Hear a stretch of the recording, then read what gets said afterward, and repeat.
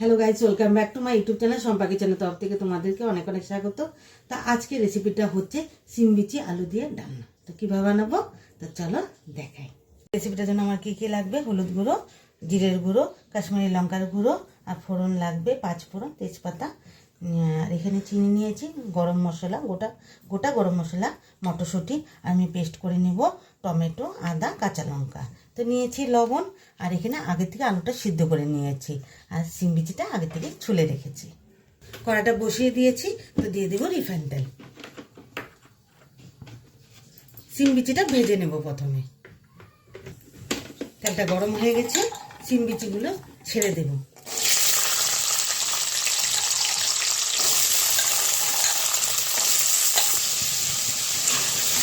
সিম বিচিগুলো হালকা করে ভেজে নিয়েছি, তো প্রেশার কুকারে একটা আমি সিটি দিয়ে নিব।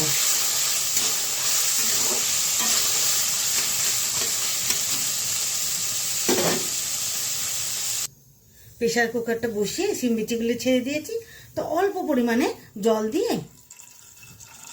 এটাকে সিটি মেরে দেব।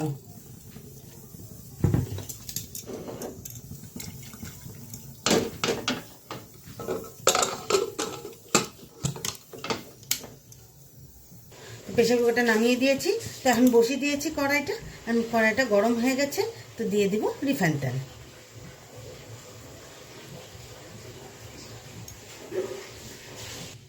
তেলটা গরম হয়ে গেছে, তো দিয়ে দিব ফোড়ন, তেজপাতা, 5 ফোড়ন।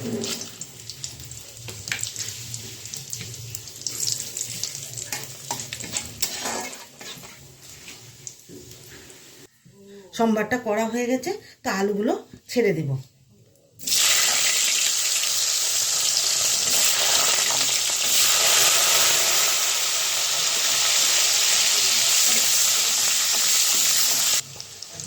আলুটা হালকা হালকা ভেজে নিয়েছি, তো আগের থেকে পেস্ট করে রেখেছি, মশলাটা দিয়ে দিলাম।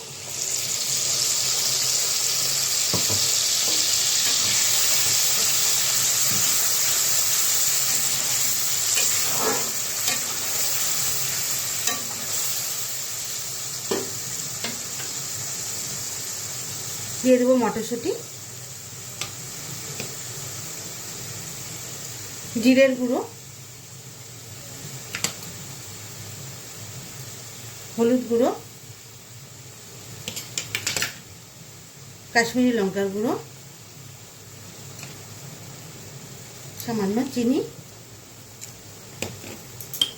দিয়ে দিব স্বাদ মতো লবণ।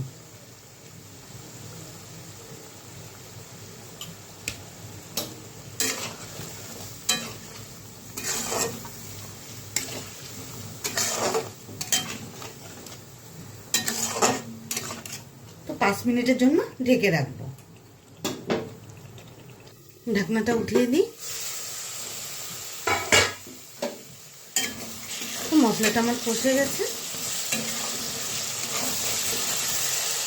তো এখন দিয়ে দেবো সিম, সেদ্ধ করা সিম।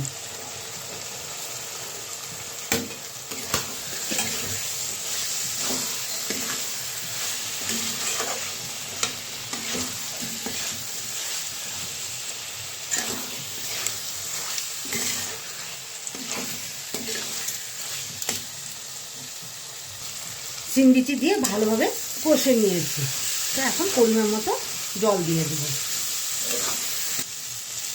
তো এখন দিয়ে দেব জল পরিমাণ মতো।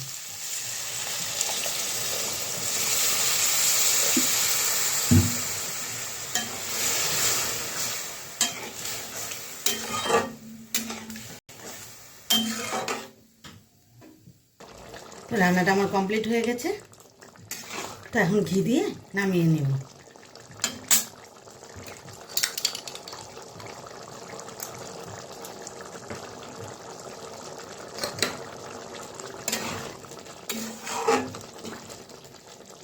তো চলো নামিয়ে নিই।